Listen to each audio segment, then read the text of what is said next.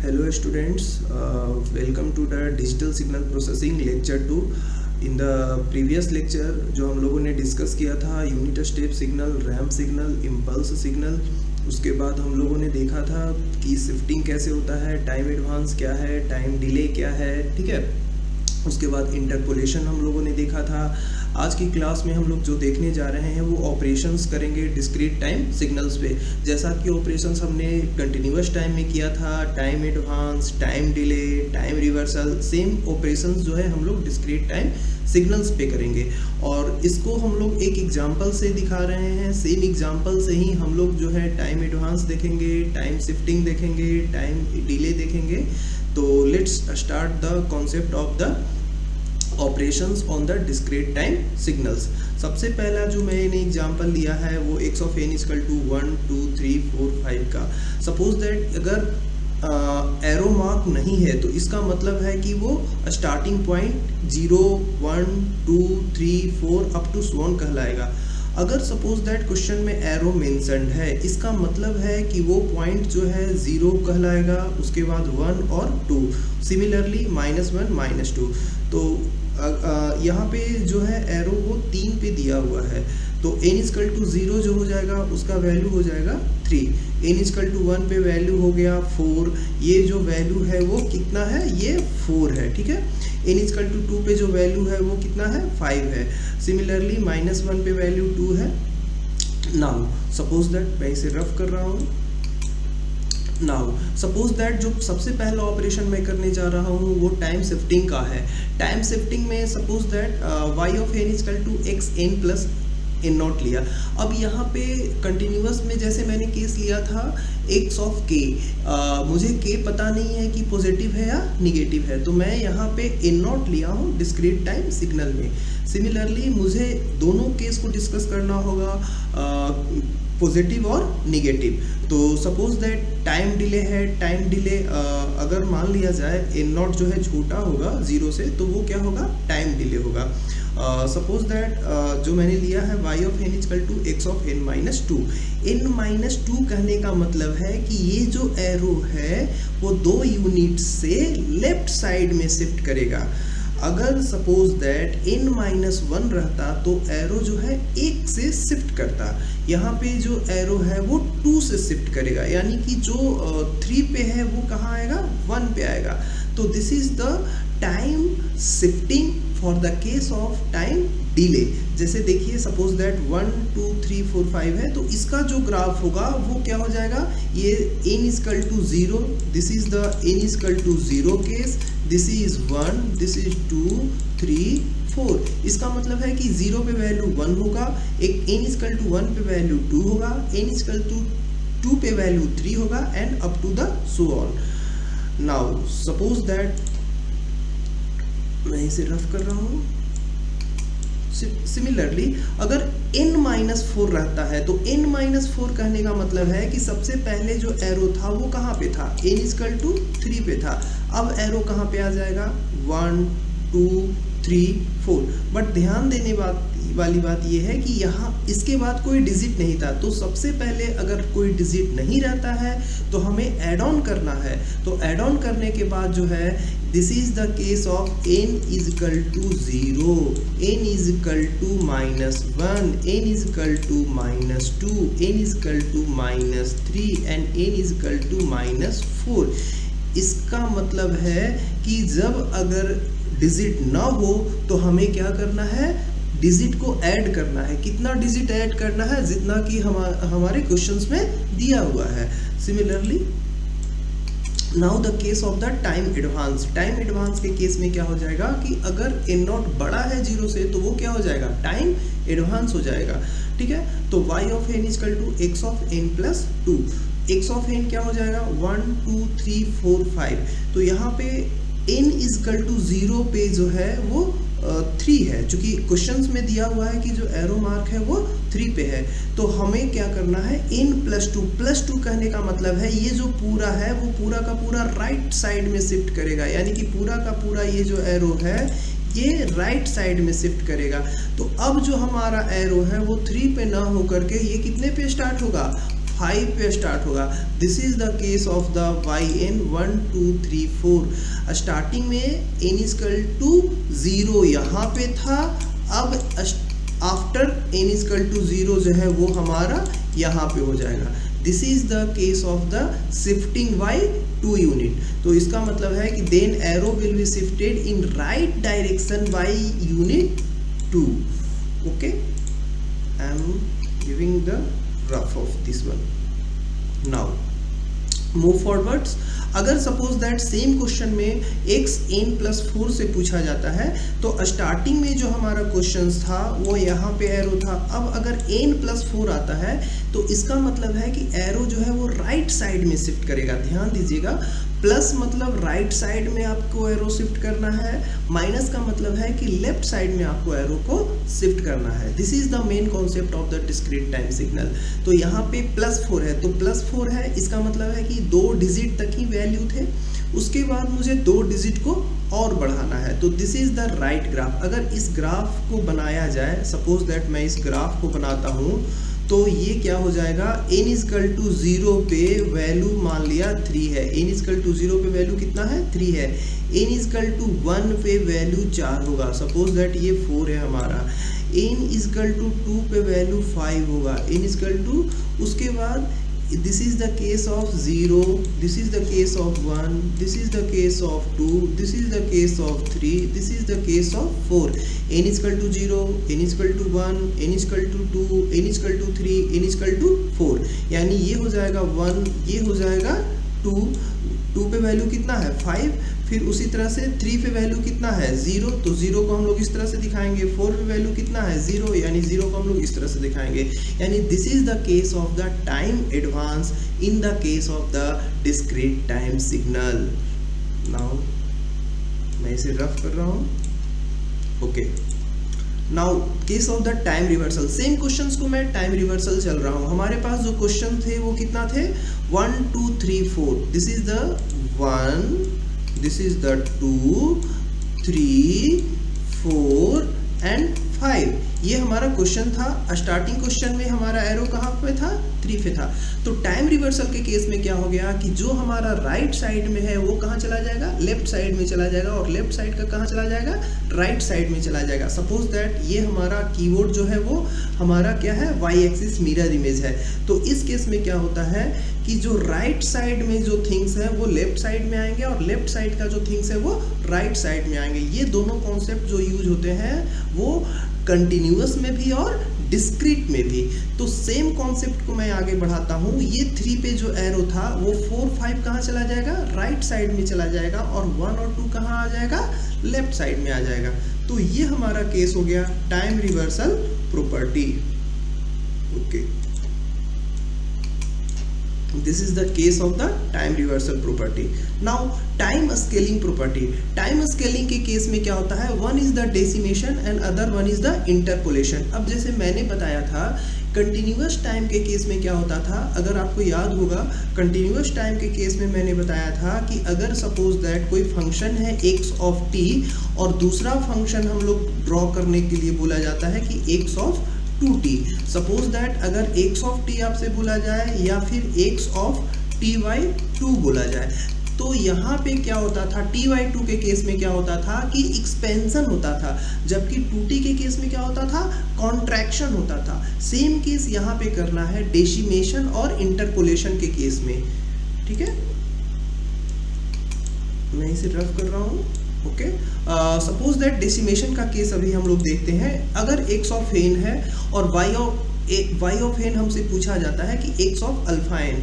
अब अल्फा का वैल्यू या तो 1 से बड़ा होगा या अल्फा का वैल्यू 1 से छोटा होगा। तो सबसे पहले लेते हैं कि अगर अल्फा का वैल्यू 1 से बड़ा है, तो सपोज दैट 1 से बड़ा है, तो अल्फा का वैल्यू हम यहाँ पे एग्ज्यूम करते हैं वो 2 है। अल्फा का वैल्यू कितना है, 2 है। तो सबसे पहले जो हमारा ग्राफ दिया हुआ है वो मैं ये बता रहा हूँ, मैं इसे रफ कर रहा हूँ। ठीक है, 1 मिनट। हाँ, सपोज दैट जो हमारा ग्राफ है वो जो हमारा क्वेश्चंस था वो क्या था, क्वेश्चंस कि 1 मिनट, जो क्वेश्चंस दिया हुआ था मैं एक क्वेश्चन देख लेता हूँ, वो है 1 2 3 4 5। ठीक है, 1 2 3 4 5, यानी कि यहाँ मैं मेंशन कर रहा हूँ 1 2 3 4 एंड 5, और जो हमारा स्टार्टिंग पॉइंट है वो कहाँ पे दिया हुआ है, 3 पे दिया हुआ है। अब मुझे क्या करना है, x ऑफ 2n बनाना है। क्या बनाना है, x ऑफ 2n।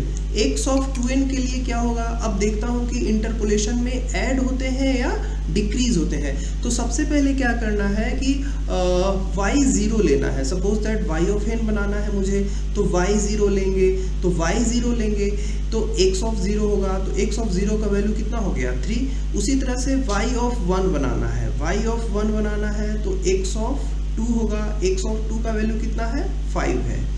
उसी तरह से सिमिलरली मैं इसको रफ कर रहा हूँ। देखिए मैं फिर से एक बार एक्सप्लेन कर रहा हूँ। हमारा जो ग्राफ था वो कितना था, 1 2 3 4 5, 1 2 3 4 एंड 5, ये हमारा जो है ग्राफ है, और ये हमारा जो है सिग्नल है। अब इस सिग्नल का जो वैल्यू था वो क्या था, हमारा x ऑफ n था, और हमसे पूछा क्या गया है कि x ऑफ 2n को ड्रॉ कीजिए। x ऑफ 2n का नाम क्या दिया गया है, y ऑफ n दिया गया है, y ऑफ n दिया गया है। तो हमने क्या किया कि y0 का वैल्यू अगर y0 यहाँ पे रखते हैं सपोज दैट, तो यहाँ भी क्या हो जाएगा, x ऑफ 0 हो जाएगा, यहाँ भी क्या हो जाएगा, x ऑफ 0 हो जाएगा, और x ऑफ 0 का वैल्यू कितना है, 3 है। उसी तरह से अगर y1 हम लोग रखते हैं, y ऑफ 1 रखते हैं, तो y ऑफ 1 रखने के लिए यहाँ पे क्या हो जाएगा, x ऑफ 2 इंटू 1, यानी वो वैल्यू कितना हो जाएगा हमारा, x ऑफ 2 हो जाएगा। तो x ऑफ 2 का वैल्यू कितना है, 5 है, तो x ऑफ 2 का वैल्यू 5 हो जाएगा।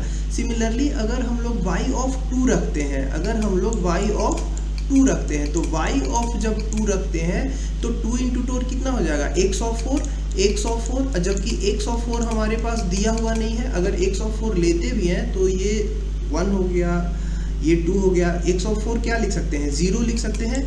सिमिलरली अगर y ऑफ -1 अगर आप यहाँ पे रखते हैं, y ऑफ -1 अगर रखते हैं तो x ऑफ -2 हो जाएगा, और x ऑफ -2 का वैल्यू कितना है, 1 है। तो उसी तरह से जो हमारा पॉइंट निकल के आ जाएगा वो 1 3 5 हो गया। इसका मतलब है कि अगर x ऑफ 2n निकाला जाए तो हमारा 1 2 3 4 5 पॉइंट्स थे, वो 5 पॉइंट्स घट के कितने हो गए, 3 पॉइंट हो गए। इसका मतलब हो गया कि अगर अल्फा का वैल्यू 1 से बड़ा है तो हमारा यहाँ पे क्या वैल्यू हो रहा है, डिक्रीज हो रहा है। इसका मतलब ये हुआ कि अगर अल्फा का वैल्यू 1 से छोटा है तो उस केस में क्या होगा, इनहांस होगा। मैं फिर से रिपीट कर रहा हूँ, मैं इसे रफ कर रहा हूँ, मैं कॉन्सेप्ट को रिपीट कर रहा हूँ। सपोज दैट हमारे पास जो फंक्शन दिए हुए थे वो x of n is equal to 1 2 3 4 and 5 था, ठीक है। ये हमारा स्टार्टिंग पॉइंट था। मैंने पहले बता दिया है कि अगर एरो नहीं दिया हुआ है तो स्टार्टिंग पॉइंट जो है हमारा सबसे पहला डिजिट होगा। अगर एरो दिया हुआ है that is the n is equal to 0 case. Now अब हमसे पूछा जा रहा है कि अगर बताओ कि अगर ये x ऑफ n दिया हुआ है, this is the x of n, then find out the y of n, where y of n का जो रिलेशन है वो x ऑफ 2n है। तो इस तरह के क्वेश्चंस में हम लोग सिंपली क्या करेंगे कि y ऑफ 0 को पुट करेंगे, y of 0 is equal to simply क्या हो जाएगा, x ऑफ 0, और x ऑफ 0 का वैल्यू कितना हो गया, 3 हो गया। सिमिलरली अगर हम लोग y n का वैल्यू 1 रखते हैं तो n का वैल्यू 1 रखने पे यहाँ पे कितना हो जाएगा, x ऑफ 2, और x ऑफ 2 का वैल्यू कितना है, 5 है। सिमिलरली अगर एक n इक्वल टू 2 पुट करते हैं तो n इक्वल टू 2 यहाँ पुट करने पे यहाँ 2 इंटू 2 4 हो जाएगा, और x ऑफ 4 का यहाँ वैल्यू नहीं दिया हुआ है, यानी नहीं दिया हुआ है तो हम लोग इसे क्या ले सकते हैं, 0 ले सकते हैं। सिमिलरली हम लोग माइनस वैल्यू रखिए, अगर -1 रखते हैं तो यहाँ पे x ऑफ -2 हो जाएगा, और जब x ऑफ -2 हो जाएगा तो यहाँ पे कितना हो जाएगा, 1 वैल्यू हो जाएगा। यानी कि ये हमारा जो केस हो गया वो 1 2 3 4 5 ना हो करके हमारा क्या हो जाएगा, 1 3 5 हो जाएगा। यानी हमने देखा कि अगर अल्फा का वैल्यू 1 से बड़ा है तो इस केस में हमारा जो वैल्यू है वो कॉन्ट्रैक्शन हो रहा है, that is the contraction case. Now moving forwards, तो मैं आगे बढ़ रहा हूं। सपोज दैट इंटरपोलेशन का केस कब होगा, जब अल्फा का वैल्यू 0 से 1 के बीच में लाई करता हो। तो अल्फा का वैल्यू अगर 0 से 1 के बीच में लाई करता है, तो सपोज दैट अल्फा का वैल्यू हाफ है, तो हाफ है तो क्या हो जाएगा, y of n equal to 1/2n। तो इस केस में हम लोग देखते हैं क्या होता है, x ऑफ n हमारा फिक्स है 1 2 3 4 5। तो अब हम लोग को क्या करना है, y ऑफ n हमसे पूछा गया है, और y ऑफ n जो हमसे पूछा गया है वो है x of n/2, x of n/2। यानी कि अगर y का वैल्यू हम लोग 0 रखते हैं, तो y का वैल्यू अगर 0 यहाँ पे रखोगे तो x का वैल्यू भी क्या हो जाएगा, 0 हो जाएगा। तो x0 कितना है, x0 कितना है, 3 है। सिमिलरली अगर y का वैल्यू हमसे 1 पूछा गया है, तो y1 is equal to x का वैल्यू, अगर यहाँ पे n का वैल्यू अगर हमने क्या रखा, 1 रखा, तो n का वैल्यू अगर आप यहाँ पे 1 रखते हैं तो 1/2 कितना हो जाता है, 0.5। और x 0.5 तो डिफाइंड ही नहीं है, तो x 0 जब डिफाइंड नहीं है तो उनके बीच में क्या आ जाएगा, 0 हो जाएगा।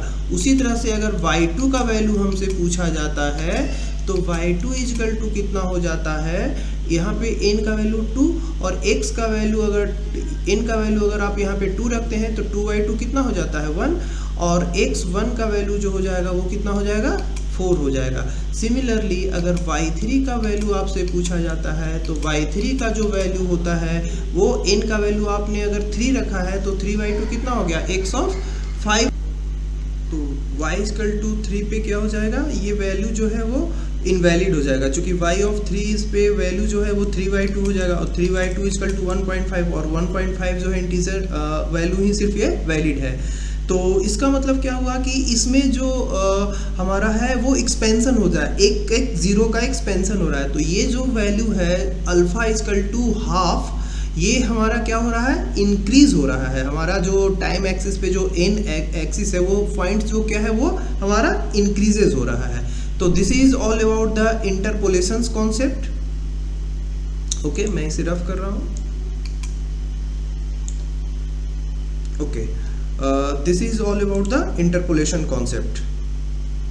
तो ओवरऑल जो हमारा है वो ये मिल रहा है 1 0 2 0 3 0 4 0 5। यहाँ पे क्लियरली हम लोग देख सकते हैं कि जो स्टार्टिंग पॉइंट था वो x ऑफ n हमारा 1 2 3 4 5 था।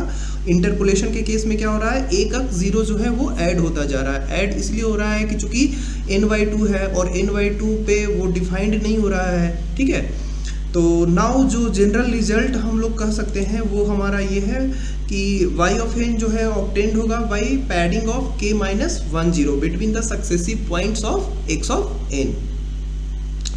नाउ सपोज दैट ये हमारा रिजल्ट था x of n, x of 2n किया तो ये आया, 2/3n किया, again one more example, x of 2/3n किया तो ये हमारा रिजल्ट आता है, ठीक है। इसे आप लोग कर सकते हैं, this is for the homework, ठीक है। नाउ सपोज दैट यही स्टार्ट है कि आप किस साइड से चलते हैं। मैंने कंटिन्यूअस टाइम के केस में भी बताया था कि अगर आप लेफ्ट साइड से चलते हैं तो एरर जो है वो कम से कम होगा, अगर आप राइट साइड से चलते हैं तो there might be a chances of the error. तो सिग्नल के केस में जब भी आप सिग्नल का ऑपरेशंस करते हैं तो आप उसे लेफ्ट साइड से चलना सेफ समझे। आप ऑपरेशंस दोनों साइड से कर सकते हैं, either start from the left side और either starts from the right side. But actually क्या है, लेफ्ट साइड से चलने में हमने पिछले लेक्चर में देखा था कि जो एरर्स होते हैं वो कम होते हैं। Now suppose that one more example is there, if y of n is equal to x of -2n, तो हमें दिया हुआ है कि x of n जो है 1 2 3 4 5 है। सेम न्यूमेरिकल्स को मैं अलग अलग क्वेश्चंस के लिए सॉल्व करूंगा। x of n जो है वो 1 2 3 4 5 यहाँ मेंशन्ड है। अब मुझे x of -2n करना है। तो अभी हम लोगों ने निकाला था कि x of n जो था, x of 2n जो था वो कितना था हमारा, x of 2n जो था वो था 1 3 5 1 3 5।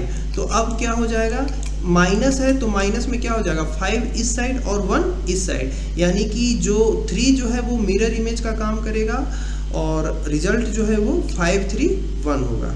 ओके। मैं इसे रफ कर रहा हूँ, sorry. Now suppose that moving forwards, now अगर y of n is equal to x of 2n minus 1 है, तो मैंने यहाँ पे बोला था कि अगर आप राइट साइड से चलते हैं तो 2 को आपको कॉमन लेना होगा और n माइनस 1, बट यहाँ पे हाफ तो आप शिफ्टिंग ले ही नहीं सकते हैं, तो half is not a integer value. अगर डिस्क्रीट के केस में अगर आप राइट साइड से चलते हैं और इस तरह के क्वेश्चंस अगर आपके पास आता है कि x ऑफ 2n माइनस 1 को सॉल्व करना है, जहाँ की x ऑफ n का वैल्यू दिया हुआ है 1 2 3 4 5 and they are asking about to do the operations of x of 2n minus 1।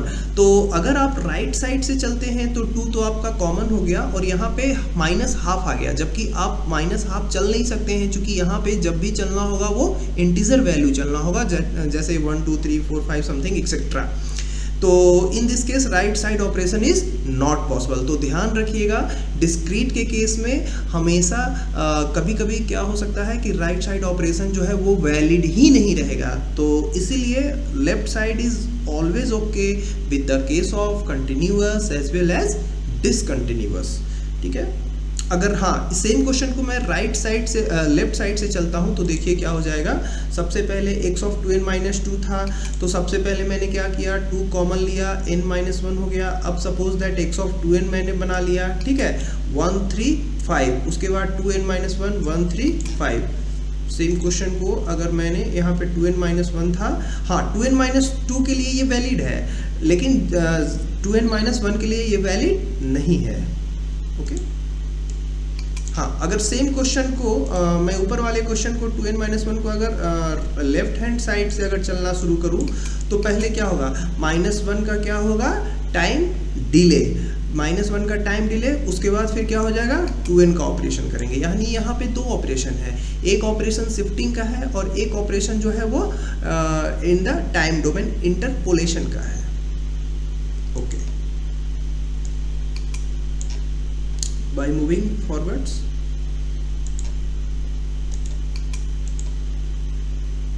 Next question, हाँ suppose that one more question is there to find out same question हमारा दिया हुआ है x of n is equal to x of 1 minute, question is given x of n is equal to 1 2 3 4 5, same question is given and they are asking about to do the operation on x of minus 2n plus 1।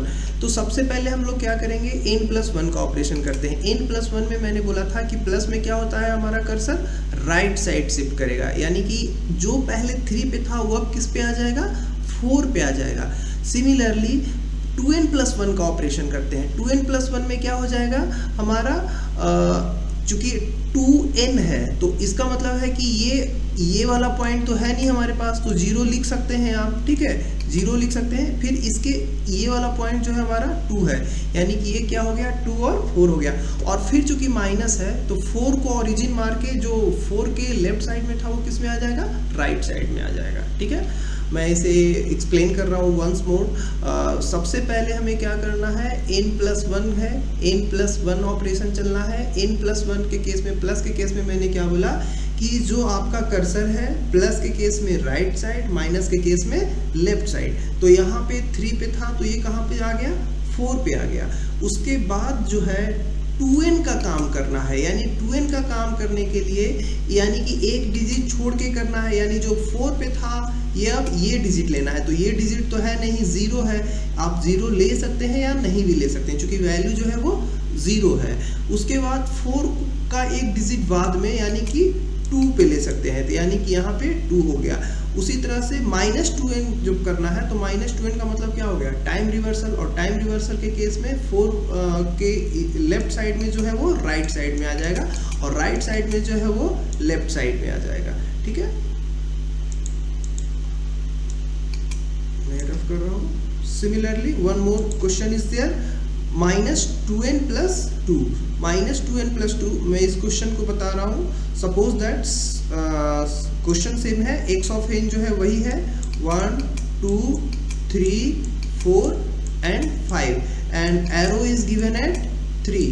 तो सबसे पहले मुझे क्या करना है, +2 देखना है। +2 का मतलब हो गया अब एरो कहाँ पे आ जाएगा, 5 पे आ जाएगा।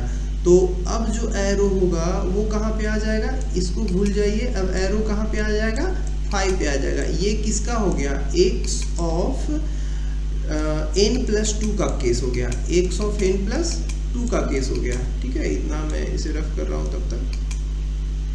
n+2 में क्या हो जाएगा, एरो जो 3 पे था वो कहाँ पे आ जाएगा, 5 पे आ जाएगा। उसके बाद एरो 5 पे आ जाएगा। या तो आप दो काम एक काम कर सकते हैं कि आप उस केस से जो एरो 5 पे आया उसके बाद आप उसका रिवर्सल लेकर के 5 3 1 आ सकते हैं। या फिर जो दूसरा मेथड हो गया वो माइनस कॉमन ले लेते हैं आप, राइट साइड से अगर आप चलते हैं माइनस कॉमन ले लेते हैं, -2 n-1। तो माइनस अगर कॉमन लेते हैं तो जो 1 2 3 4 5 था, जैसे सपोज दैट ये क्या था आपका 1, सपोज दैट आपका 1 2 3 4 5, ये जो x ऑफ क्या था, n था। तो x ऑफ n की जगह आप चूंकि एरो यहाँ पे था -n करते हैं तो 4 5 क्या आ जाएगा, लेफ्ट साइड में, और 1 2 कहाँ आएगा, राइट साइड में। तो आप x ऑफ -n पहले चल दिए इस अनुसार। उसके बाद फिर -2n किए तो -2n किए तो ये 2 गायब हो जाएगा और यहाँ से 4 गायब होगा, तो 5 3 1 रहेगा। फिर आपने क्या किया कि एक डिले ले लिया, तो डिले ले लिया तो जब माइनस डिले लेते हैं तो वो कहाँ आ जाता है, लेफ्ट साइड में, और प्लस लेते हैं तो राइट साइड में। This is all about the numericals. मैं इसे रफ कर रहा हूँ।